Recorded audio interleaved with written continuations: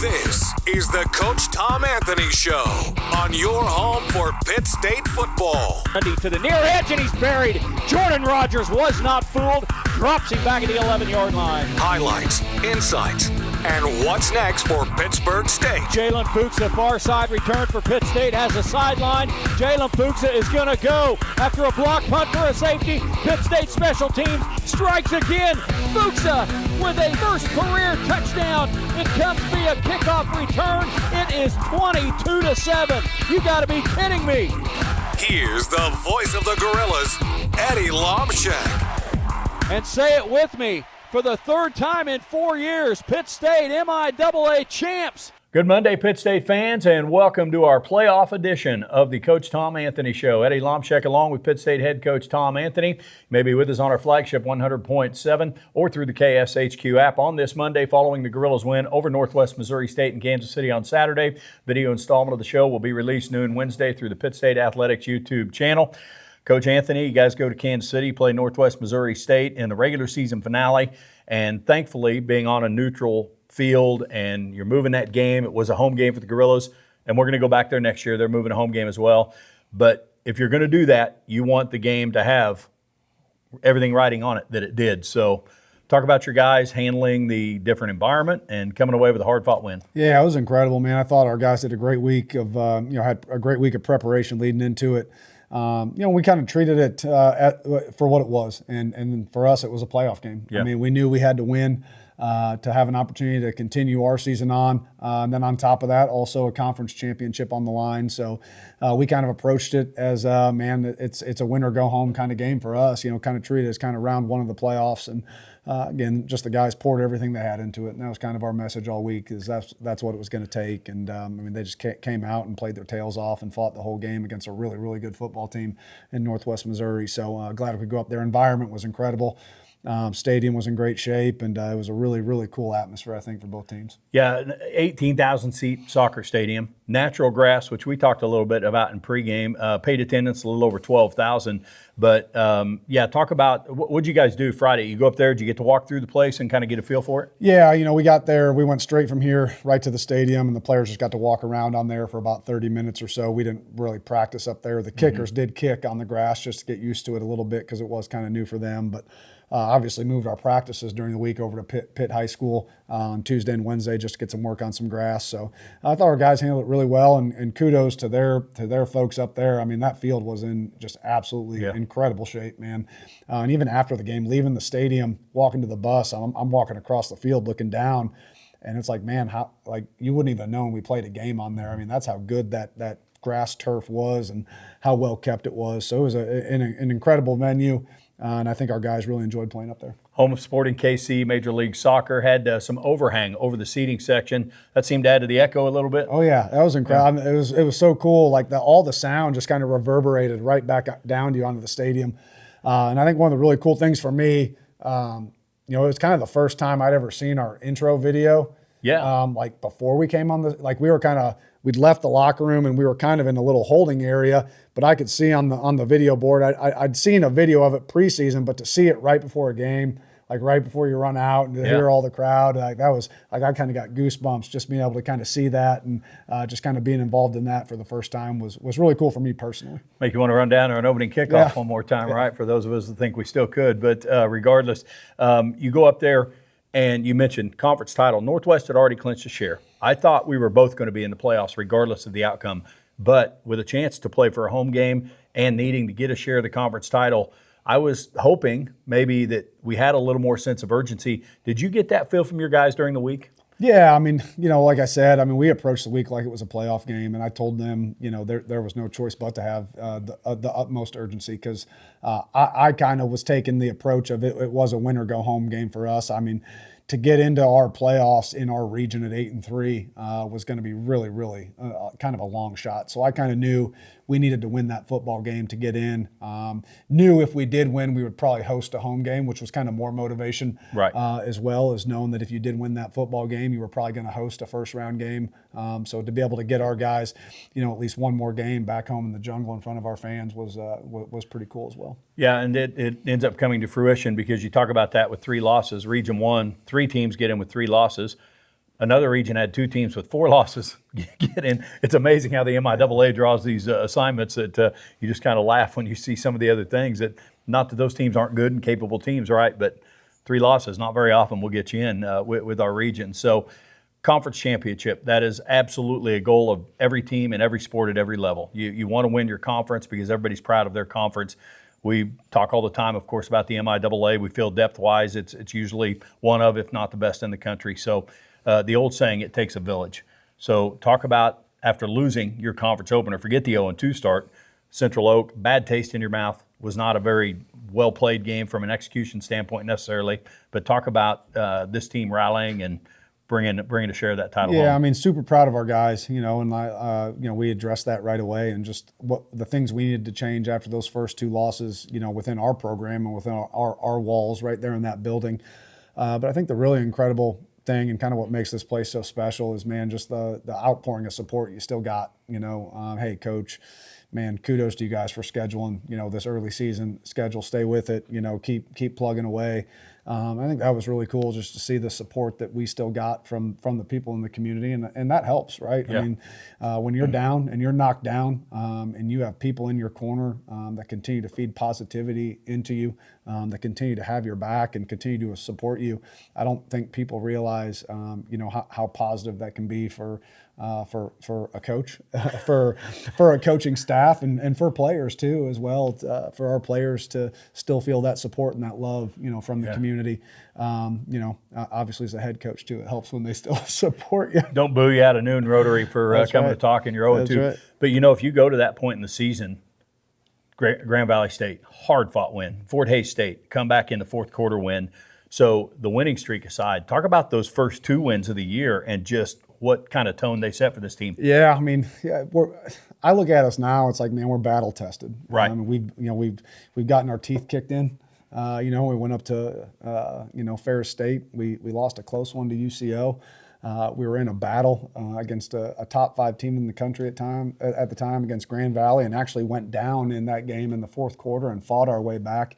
And then to be down, to Fort Hays and score 21 unanswered points in the fourth quarter, man, I'm just so proud of this group and where they've come, over the last few months from where we were, a couple months ago. Just seeing the growth in our leadership, the growth in our players individually, collectively as 3 separate phases of the football team. I'm super proud of our coaches as well. I mean, it's not easy as a coach to start 0-2 and to have to look in the mirror and say, hey, man, what do I need to change? What do I need to change to get our players to start playing at a higher level? So super proud of everyone involved in our organization and just where we've come.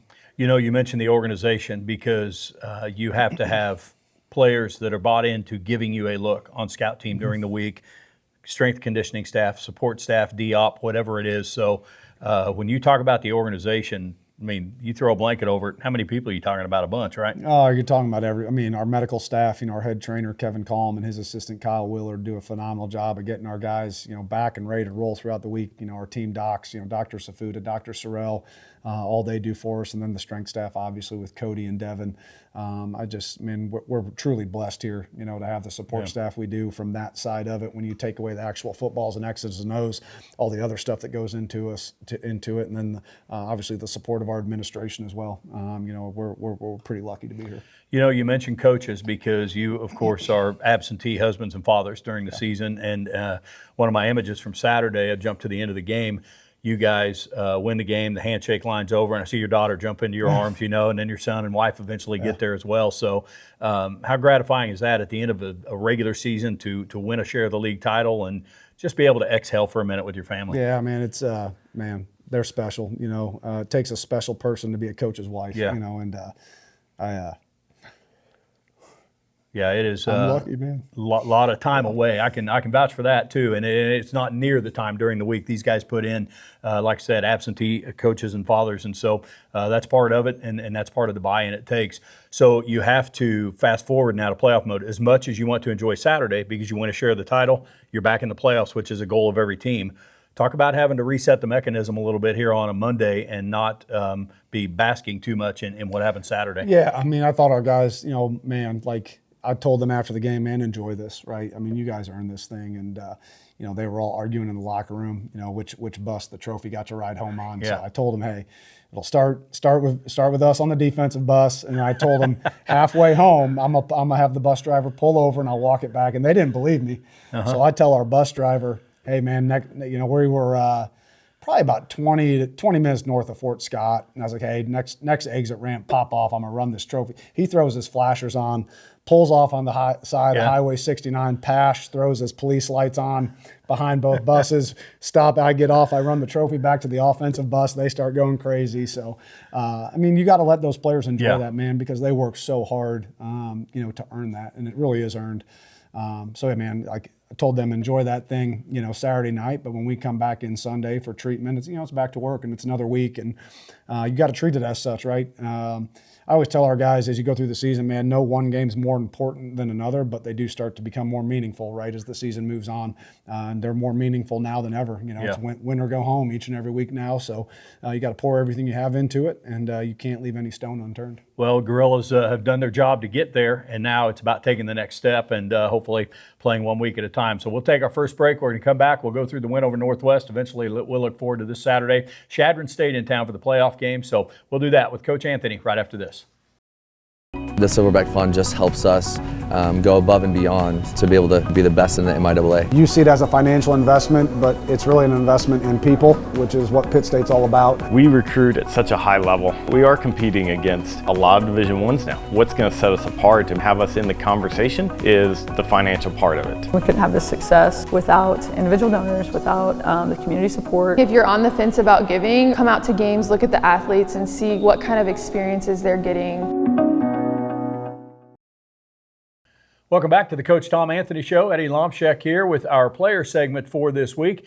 Senior defensive end James Smith joins us, and this guy, a big part of the Gorillas doing what they are doing, part of a very deep defensive line for Pittsburgh State that is without question one of the reasons they've been able to do what they do. So, hey, first and foremost, let's talk about this team. 9 straight wins, share the conference title, back in the playoffs, and talk about the momentum you feel you have right now. To be honest, I think we have a lot of momentum. But we also know that at the same time that our job is not finished. We want to go somewhere far. We want to honestly make it to the national championship. And with that, we just got to keep pushing each other every week like we've been doing, having meetings outside of practice to figure out what we can do to keep pushing the team and keep motivating the team. For you guys, after the 0-2 start, I come back to that with just about every player I talk to because a lot of teams, number one, it's a tough road to hoe. It could get away from you. And talk about, I guess, just what was the talk like among the team after 0-2, knowing that you had to win out? To be honest, the talk with the team was we had to pick up intensity and love the details and be in love with everything we do. So what we started doing was if defensively and offensively, if you mess up a play or if you're short of miss or making a play, you have to do 2 up downs right there in that moment and then get right back to it, get back to doing the scout team and just making sure that we're on top of everything that we do.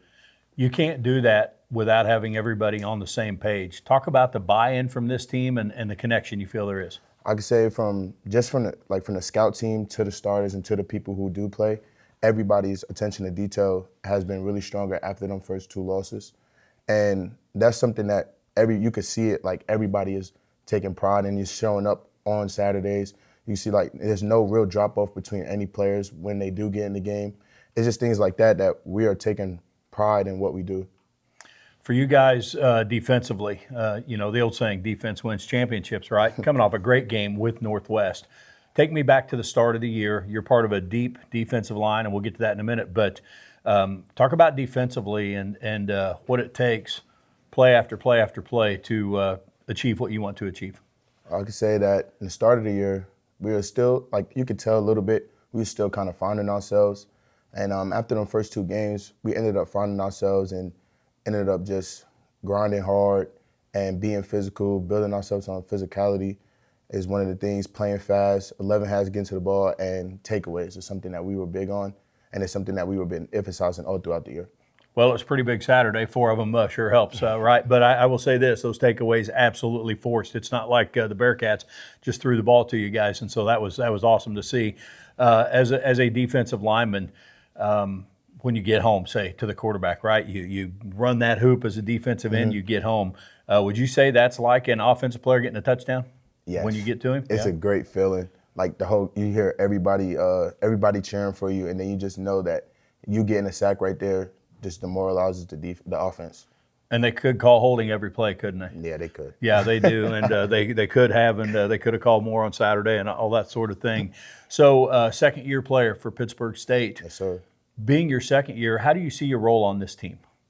To be honest, last year, my role, it was to be a leader, to come in and to set good examples and things like that. But it was kind of like my first time really playing that many snaps for a really good team, and it was kind of different for me. But this year, I could say I imbibed into the role a lot more with leading and making sure everybody is up and making sure that we are all on the same page when it comes to getting a dub at the end of the day.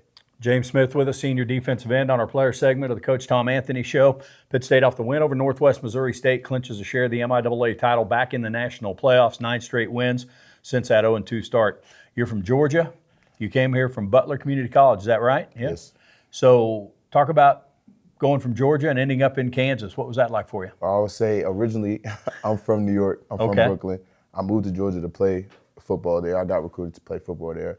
Okay. And it was a really big change, a real different atmosphere for me because, everything's all tight and close together in New York, and everything is out and spacious. A lot of open space, yeah. Huh?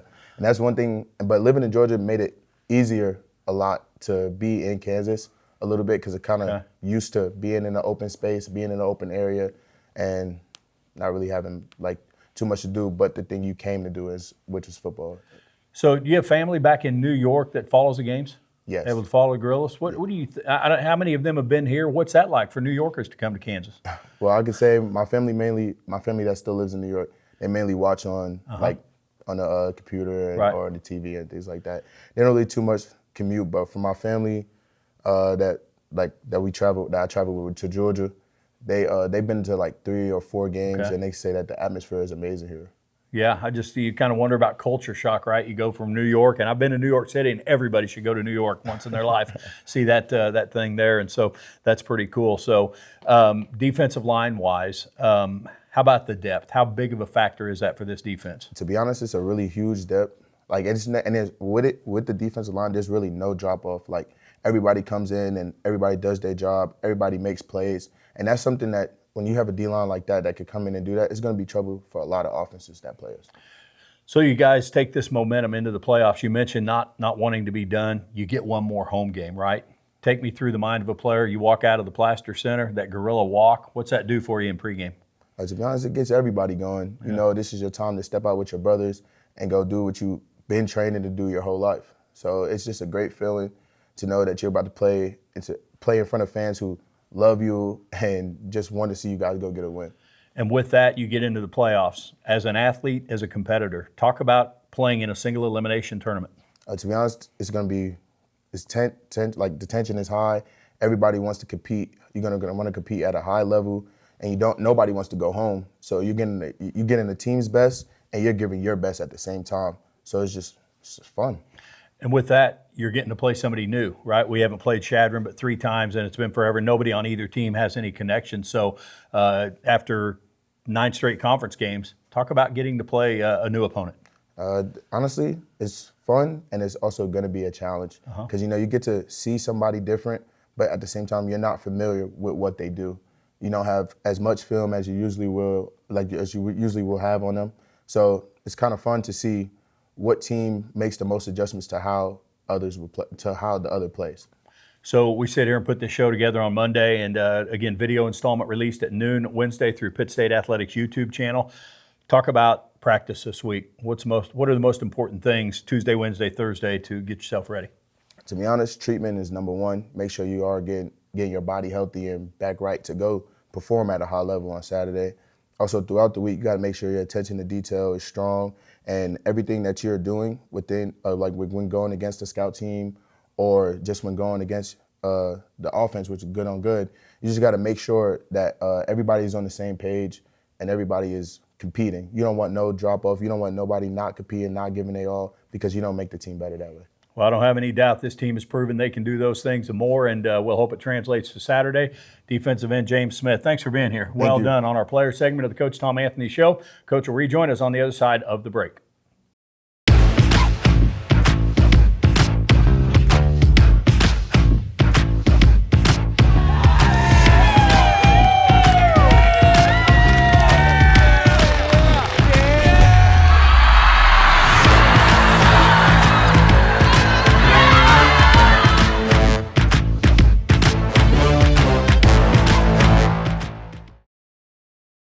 Welcome back to the Coach Tom Anthony Show. Eddie Lomshek along with Pitt State head football coach Tom Anthony. We're going to go through the Northwest game. I'm going to find out how good I am because I, lo and behold, left my notes in my folder at work. Left for lunch this afternoon and head over here and realized I didn't have it, didn't have time to go get it. So we are flying off the cuff in this installment of the Coaches Show. We just had our player segment with James Smith. Clearly one of your emotional leaders, right? Where do you start on him as a football player? Yeah, he's incredible, man. I think it's so hard sometimes, to have a transfer come in, to a program and become a great leader for you. But James has. He's one of our stalwarts on the defensive line, one of our best players. I truly do think he's one of the best defensive ends in the conference. And I think that's one of the hard parts, just listening to hearing what James said. It takes a special person and a special group, to play that position and have them be truly unselfish. Like, we roll so many defensive linemen through in a game. We're not going to have a guy that has 12 or 13 TFLs or 8 or 9 sacks at the end of the year. We're going to have 7, 8 guys that all have, 7, 8, 9 TFLs, 2, 3, 4, 5 sacks. And those guys don't bat an eye. I mean, they love that room. Coach Everett does a phenomenal job of keeping all those guys together. Truly is a special group, and that's been a big part of our success, that we've had this season on defense. Coach Everett had his time at Butler, and so had those ties to James Smith a little bit. So again, it goes back to a transfer thing, right? You want to have someone that has had an experience with them or know someone.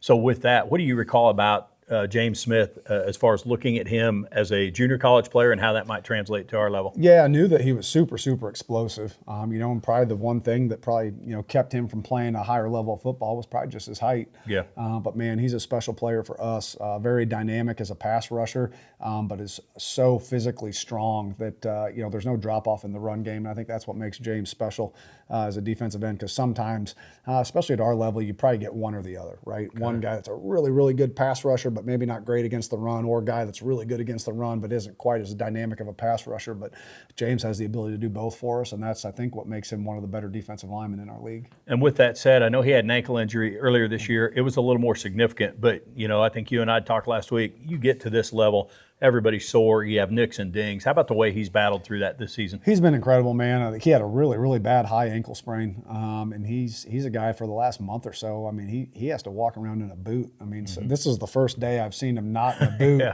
Yeah. Other than on Saturdays in about the last 3 to 4 weeks, So he's a guy for the last month that's just been battling through a high ankle sprain, which is one of the worst injuries probably in football, because it's just so nagging and it's so hard. You either got to stop playing for a few weeks and let it heal, or you got to fight through some pain. And he's been fighting through the pain and playing for us, and just super proud of him. And that's a testament to just his toughness, as a person. You go back to the start of the season with this defense, and one thing that was known was your experience in the secondary. You knew that would be a strength for you. How did you feel with the depth you had on the D-line without having played a game? Yeah, I knew we were going to have a lot of depth. I just didn't know how productive, that depth was going to be with so many new faces. Losing guys like Cole Sample, losing all those older guys we had at linebacker that had been such good players for us. Losing Malik Berry, a captain for us. But so proud of we had a couple returners that had played a lot for us. Jay Sharp has had a phenomenal year. But then seeing some of these new faces step up, I think that's one of the coolest things. Like when you look at our game Saturday and you look at some of the stuff we've done over the last, couple weeks, man, there's some young guys in there that are making plays. I mean, Osa Hanuk-Bevion has 2 sacks and a strip, a strip force fumble on Saturday. Elijah Morton, redshirt freshman, recovers it. Quentin Kirby, true freshman, has the scoop score for us for the touchdown. Quincy Minor's a true freshman playing for us at corner. So we have so many young guys that have stepped up for us this year, especially in that defensive line room. And man, that's a tough room to step in, as a young person. Yeah. Kiro Martin, redshirt freshman defensive ends, having a great year for us. So, man, we've had some it's been fun to watch this year as a coach, to see some of those young guys, especially on the defensive side, that have stepped up for us. And in that defensive line room, there's been 3 or 4 of them. Well, the Northwest win starts with winning the coin toss. That's always a good thing. And so you end up deferring, and lo and behold, 65-yard run to start the game. I still think he went out of bounds. But regardless, they go down and score right away, right? But it's still a one-score game. So that can have a shocking effect to an extent on some teams. But talk about this team and maybe their makeup, that they didn't flinch. Yeah, I mean, we always talk about that, how adversity is going to hit throughout a game, and especially when you play really, really good football teams, which we played one in Northwest on Saturday, and we're going to continue if we're able to continue to move forward. We're going to be playing good teams every week, and adversity will hit in these games, and you got to be able to play through that. And I think us having faced a lot of that adversity, especially early in the year, our guys don't flinch when stuff like that happens, and they came right to the sideline. Eli Wilcox looks right at me and Coach Nutt. He said, "Hey, I over pursued it. I missed the tackle. I didn't keep it on my right shoulder, and that's why it turned into a 65-yard run." So to be able to have your guys come right to the sideline, tell you exactly what went wrong and what they're going to do to fix it it's kind of refreshing as a coach to know that. All right, like, we're in a pretty good spot here. You know what you did wrong, and we're going to go out and fix it. And they did. I thought our defense after that first run they had, man, I thought our defense was pretty stone cold, the rest of the day. And obviously had a few passes late in the game when they had to turn into more of a throwing game. But was super proud of our defense and the way they stepped up on Saturday. Well, they scored opening drive. They don't score again until mid-fourth quarter, right? And then you hold them out there at the end when they were kind of in desperation mode. So I thought it was a fantastic day. You said it, yards don't win games, and they had some yards. That's a very balanced offense. And with that, you look at their run game. Yeah, they had a big play on the first play of the game, but their quarterback run game has really hurt some people. Overall, how'd your run defense grade out? Yeah, I was very, very pleased. Outside that 65-yard run they had there to start the game, you're talking about an offense that was coming into that game, leading the conference in scoring, leading the conference in rush yards per game at about 260 a game. I think they were number 2 in the conference in total offensive yards per game. I think we held them to around 180, if I remember, on Saturday, which is still too much. But when you can hold a team 80 to 90 yards less than what they want to run the ball for, probably a win. Obviously, there's some stuff we would have liked to have done a little better. But was overall, and again, I thought the thing we did really, really well Saturday, coming into the game, Northwest had given up the least amount of sacks of any team in the conference on the season, and we were able to sack the quarterback, I think, 5 or 6 times. And I had a couple opportunities for some other ones where their quarterback, 2 great quarterbacks for them, made us miss and got loose on a couple things. But overall, just super, super proud of the defense and the way they stepped up there after that big run to start the game. You guys come back. You eventually get it tied. Touchdown throw from Jackson Berry out to Travis there on an out route in the end zone. Talk about that play, because the development of it from upstairs, when you see it has to be right with where Jalen aligns, where he's going to run to, and then Jackson throwing that ball on the run. Yeah, JB did a great job. I mean, it was a design kind of sprint out, move the pocket. We knew we were going to have to do some of that. I mean, Northwest defense, their front 7 is probably one of the best in the country, and their defensive line does a great job. We knew that rush yards were going to be hard to come by. We also knew that protecting our quarterback was going to have to be elite for us, and we knew we were going to have to do some stuff moving the pocket and getting JB out in space. So great job by the O-line, tight ends protecting it, great route by J-Trav, and then JB was able to find him. And then you eventually hold serve, and then the takeaways start to pile up, and we'll get to that. But then the touchdown to Atkins. I don't know if this play you stole from Central Missouri where their tight end would just go stand on the sideline or whatever it was, but it was 2nd and 25. You just talked about their defensive front. You are flirting with fire, right, when you play behind the chains against them. But how about that play on a 2nd and 25? Yeah, I mean, it was actually, we were just trying to get a little bit of the yardage back. J-Trav just kind of ran a little fallout out there to the outside, and they were playing some softer, 3-deep coverage behind it, and there wasn't really anybody out in the flat, and JB found him, ripped it out to him. J-Trav made a guy miss, and then he's got the ability to take the top off. He's kind of shown that the last couple weeks, and he's a guy that, again, has just continued to come into his own here over about the last month, and just done a phenomenal job for us, and made a great catch, made a guy miss, and then with his speed, he was able to run away from some guys. Back-to-back weeks, huge plays for Atkins. We talked about defensively. You go back to the start of the year knowing some things. At wide receiver, you kind of knew what you had in Karan Parchman and Grayson Holbert, and we saw them early lead you in catches. How big has the emergence been of Travis and Atkins? Yeah, it's been huge, especially the last couple weeks, with Karan being banged up a little bit. Obviously he was out for the UCM game with a concussion. J-Trav stepped in, had a huge game, TJ. Yeah. But then J-Trav also, Jalen Travis has been a guy that's just kind of continued to plug along and made some really, really big catches for us, in the last month or so. Had that huge catch at UCM, down our sideline, had the touchdown catch Saturday. But J-Trav's done a phenomenal job of just kind of settling into the offense, and him and TJ have given us a ton of depth, as we move forward here to the back half of the season. Yeah, and where do you rate that one-handed catch by Caron Saturday? I mean, the second that ball left JB's hands, I dropped my head. I'm like, oh, he overthrew him. And then all of a sudden, that was one of the most in 22 years of coaching college football, live on the sideline. That might be one of the best catches I've ever seen, man. He just fingertipped that thing, cupped it, pulled it in. Incredible catch by him on that. Yep, and boy, all part of it. The takeaways start to add up. And no question, your defense forced those takeaways. These were not interceptions where Northwest quarterback overthrew or whatever. And they're all different. A couple of them maybe raking it away. On the kickoff return, it was a great form tackle that popped it loose. So how about your guys having that ball hawk mentality? Yeah, that's something we try to stress defensively, is we got to take the ball away at a high rate if you want to win football games. And, our defense has really done that when you look at the last 2 weeks, we've taken the ball away 8 times and scored 3 defensive touchdowns.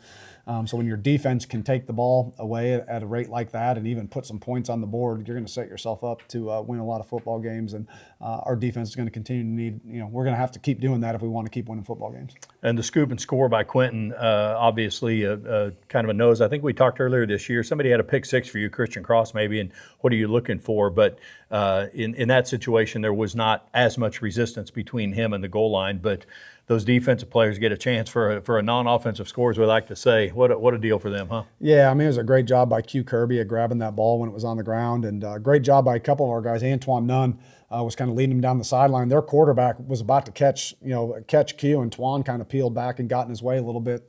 Kind of about the 10, 15-yard line, which allowed Quentin to kind of get into the end zone there. But, great awareness by Q to grab the football, and then great job by the other 10 guys on the field to, start blocking and get in the way of people. Yeah, and it's just unfortunately not uncommon to see illegal blocks on return. So thankfully there wasn't more resistance early in that, but it does happen. So late in the half, you get a field goal from Austin. You go up 24-7, 3-score lead. Did that seem pretty significant to you? Yeah, anytime you can go into halftime with a 3-score lead, no matter who you're playing, you're in a good position. Now the challenge as coaches then is to, your guys are so amped up, so excited, is to kind of get them back down, get them back grounded. All right, here's what we have to do in the second half, if we want to win this football game. So that's always the challenge as a coach is, kind of managing the emotions, through the good and the bad. Yeah, the Gorillas thankfully would have enough good in them. Northwest, no surprise. They made things a little bit interesting, but we need to take our next break. When we come back, we'll talk about that second half and eventually look forward to this Saturday, Chadron State in town to open the national playoffs. We'll do all of that with Coach Anthony right after this. Pittsburgh State University Alumni and Constituent Relations, engaging Gorilla alumni and friends through Gorilla gatherings, family events, programming, and a variety of benefits and services. Ride with Gorilla Pride in Kansas, Missouri, and Oklahoma. Personalization available in Kansas and Missouri. Honoring our Gorilla greats and their achievements with Alumni Awards. Find an alumni event near you or learn more about us at pittstate.edu/alumni. Welcome back to the Coach Tom Anthony Show. Eddie Lomshek and Pitt State head football coach Tom Anthony with you. Gorillas up 24-7 on Northwest Missouri State. And that's at halftime in Sporting Park this past weekend, or Children's Mercy Park, home of Sporting KC. So you mentioned that before the break. You try and get them to understand there's still a lot of game to be played. It's an extended halftime, 25 minutes. You have to sit through that a little bit as well. So also you're getting the ball out of the locker room, and unfortunately it didn't materialize right away in the second half. But at the same time, when you have a 3-score lead, talk about the importance at risk of overstating the obvious, of not allowing big plays to let them back in a hurry. Yeah, definitely. First and foremost, you got to take care of the ball offensively, which our offense did. And I think the great thing, even though we didn't put any points on the board in the third quarter, that whole game was kind of played on their half of the field, yes. Right? Offense did a great job, even though, again, no points. They were doing a great job of, continue to manage the football. And when we did have the punt, we were able to kind of pin them deep, and have to, if they were going to score, have to put a pretty long drive together.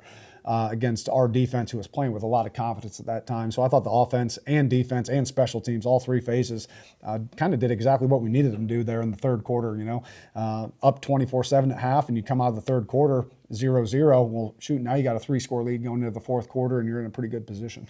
Yeah, the kickoffs, there were a couple went out of bounds, unfortunately, and they get the ball at the 35, but they return a handful from, and Hayden, the hang time at the 1-yard line. Tyler Annell didn't have a chance. He had a couple times to cut it loose, and he had one really good punt on the day, but for the most part, you're punting from the 40-yard line, right, on their 40. So hidden yardage, do you feel like you won that battle Saturday? Yeah, I think the big thing that kind of flipped the hidden yardage battle in our favor was the forced fumble that we had on one of the kickoffs. Really helped us out, but they from a punting yardage standpoint, they probably did a little better than us, but that's more so because we weren't having to punt it very far.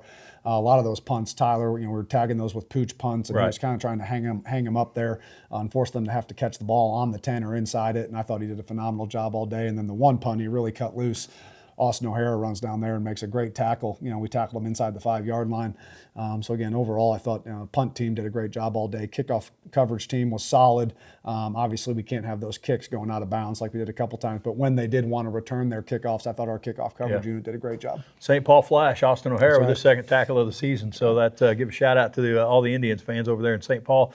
But also, you got to talk about the offense, because at the end of the day, you ran the ball pretty well. ZPG goes 18 for 103, and moderate success against Northwest in the run game. If you can average 3 to 3.5 per carry, it's usually enough to keep a team honest. So talking about having a 100-yard rusher against that defense. Yeah, I'd have to go back and look at the stat book. I don't know how many guys have rushed for over 100 yards on that defense this year. And again, as an offense, we were able to rush for over 100 yards against a defense that was giving up less than 100 yards rushing a game. Yeah.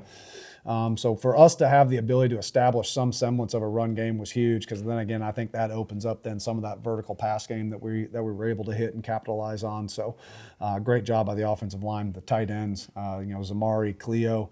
JB got loose on a zone read, that he pulled and hit him there for about a 12 to 15-yard run in the fourth quarter that got us a first down, kept the drive going. So, great job by those guys all day of trying to find some run seams against a pretty stout run defense. Yeah, that was a great play call too with Jackson. Just once in a while, right? Keep a team honest, tendency breaker, whatever you want to call it.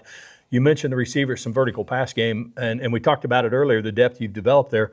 But Sam Reeves, our sideline reporter, he mentioned one thing that he caught on the sideline in the first half. Mark Smith, your receivers coach, Hall of Famer Mark Smith, right. He was talking to the guys. He was really happy with the separation they were getting. Yeah. Were there some matchups you liked going into that with your receivers? Yeah, I think with what they do structurally, defensively, playing so aggressive, in the secondary, we knew we were going to have. There's not a lot of quick pass game that Northwest Missouri is going to give you, so we knew our pass game stuff was going to have to come off some play action, and it was going to have to come off some vertical shots. And again, I thought our guys did a great job all day, those wideouts, of creating some separation.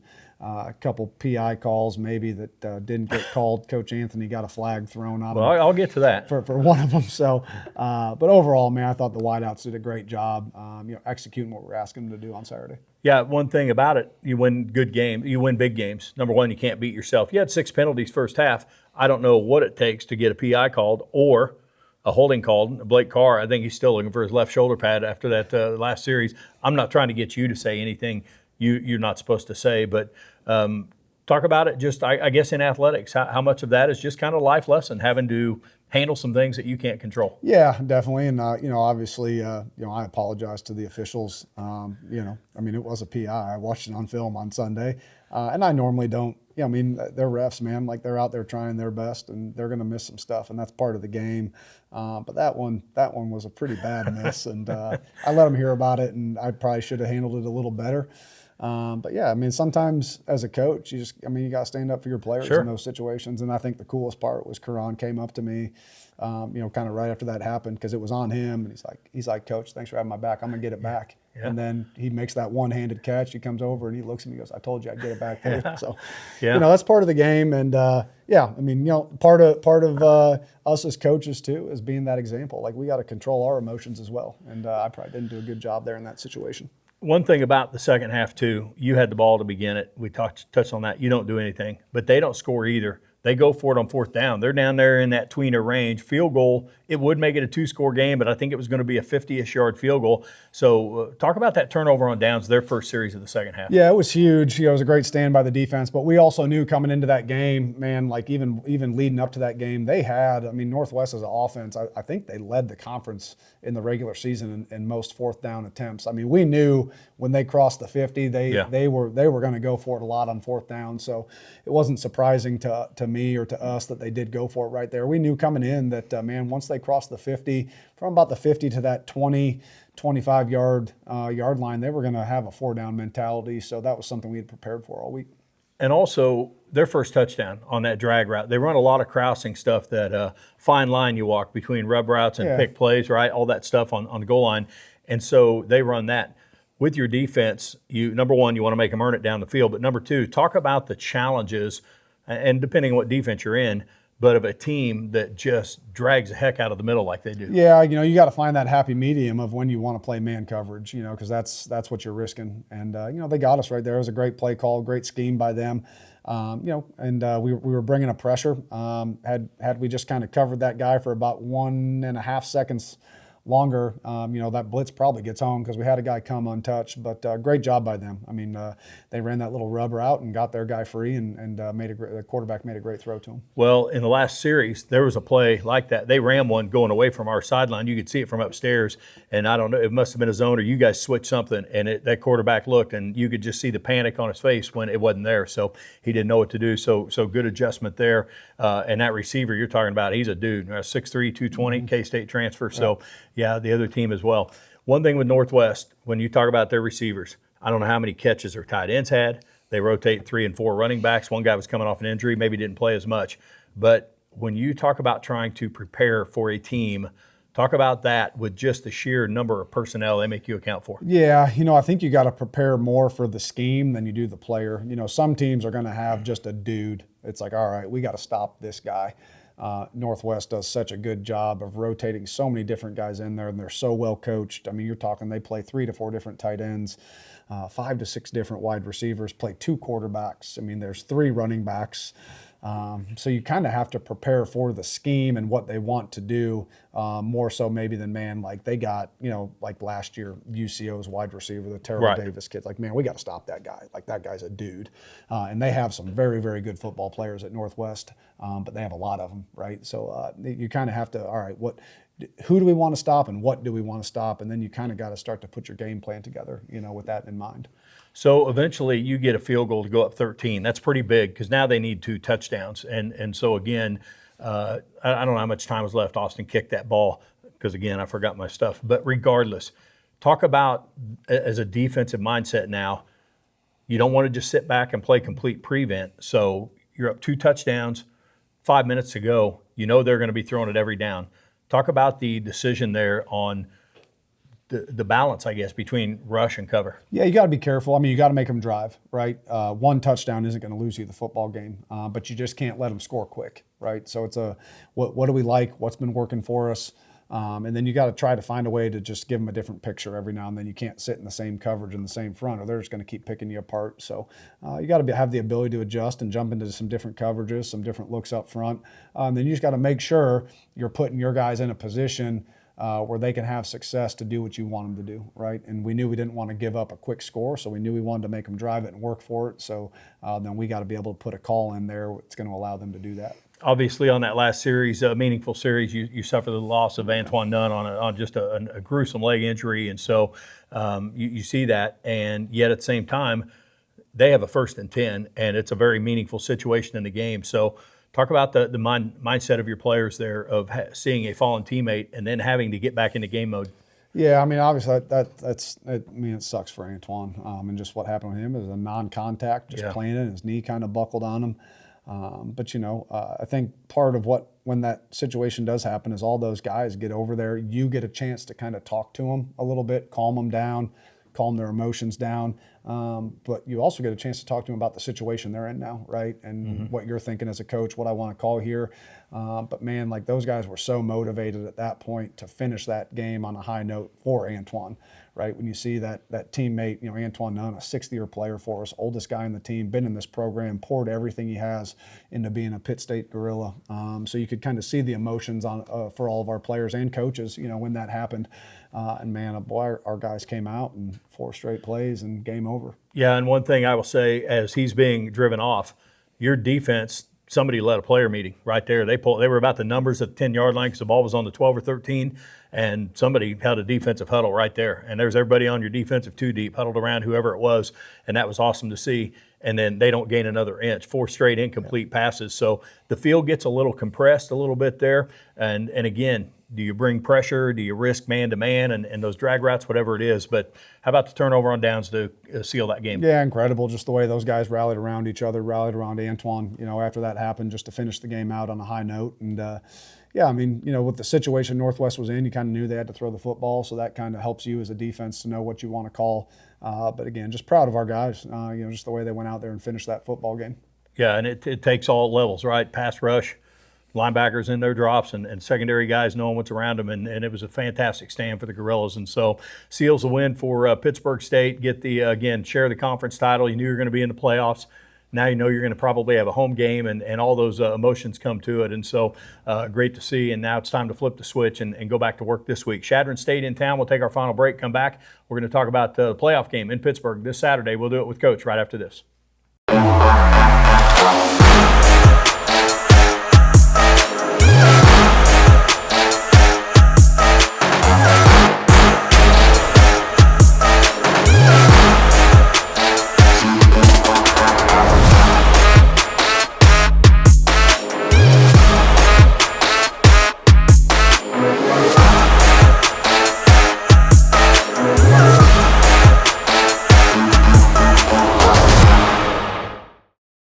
Welcome back to our final segment of the Coach Tom Anthony Show this week. Eddie Lomshek and Pitt State head coach Tom Anthony set to wrap it up, but boy, not before we talk about the Gorillas playing host to Chadron State, Nebraska. And by the way, we will have a show next week. It's going to be a victory show, but we will do one regardless, but it will be a victory show for Pittsburgh State. Coach, national playoffs. It's a goal of however many teams start the season.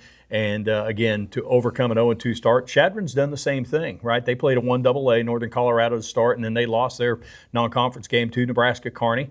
And so all of a sudden, both teams feel like they've overcome some things, and they're coming off a double overtime loss with their conference title on the line at Pueblo, who's a playoff team. So both teams have absolutely earned it, if you want to say that. But national playoffs, what's it like to be one of the few who get the call? Yeah, I mean, you're just lucky. You're blessed to be here and be one of those final 32, still standing.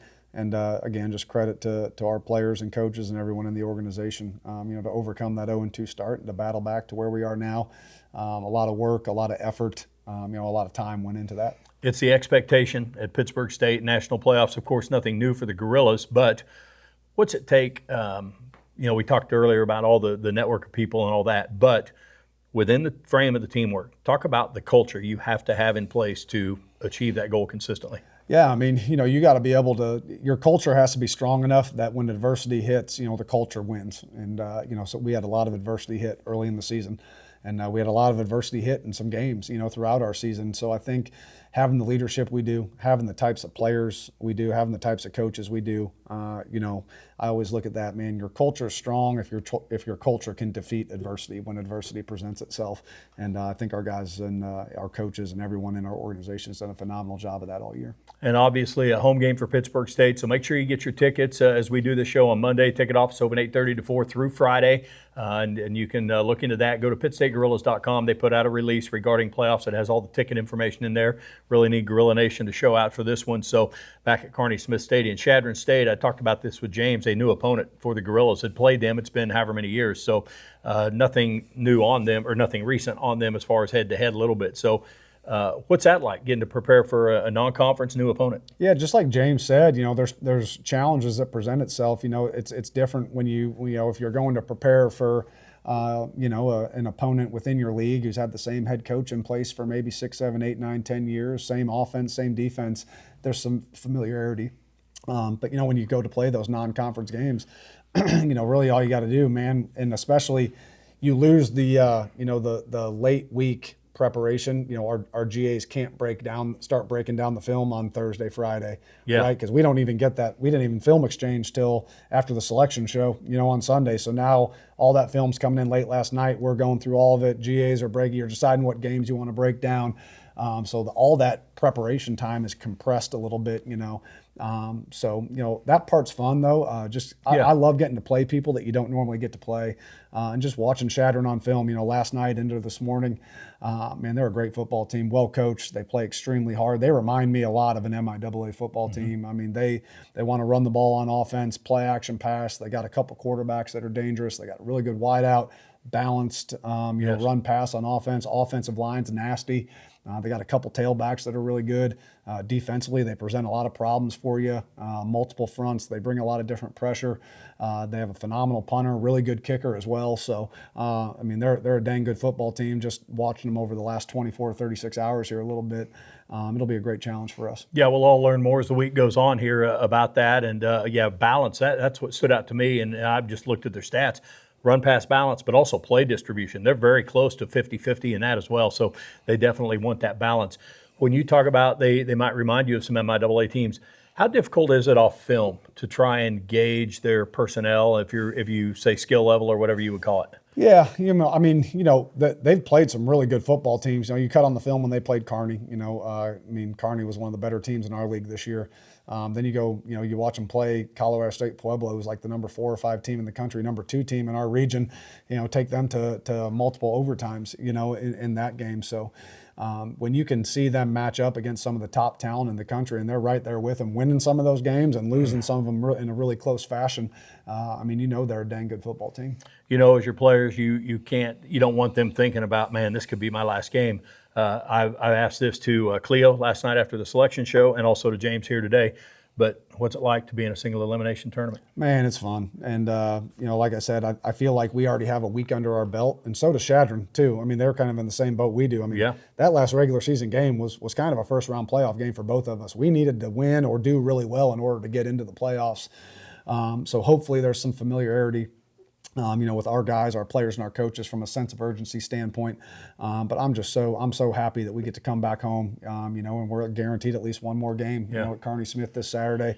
Hopefully we get a really good crowd out there to support us, and should be a great game. It doesn't guarantee anything, obviously, as far as the outcome, but in the playoffs, boy, the travel can be at another level. Now, we've been to Ferris State and have had some trips over the years, but is there a comfort knowing that you're not dealing with travel logistics? Yeah, knowing that you don't have to plan for a flight or a bus trip or plan for hotels and all that stuff, kind of, it eases a little bit of the tension. There's a little bit less you have to prepare for from a travel standpoint. So, obviously, anytime we can play at home in the jungle, we're happy to do it. More time you can devote to the game plan, and hopefully that game plan will be a good one. But the Gorillas and Chadron State, if you absolutely can't be at Kearney Smith Stadium on Saturday, it's a 1 o'clock game. Mike Snow will have Gorilla Game Day at 11 a.m. on 100.7 and through the KSHQ app. Our network pregame coverage will begin at 12 noon. That'll do it for us on this installment of the Coach Tom Anthony Show. Big thanks to Coach and to our player guest, James Smith. I'm Eddie Lomshek. Thanks for being with us, and go Gorillas.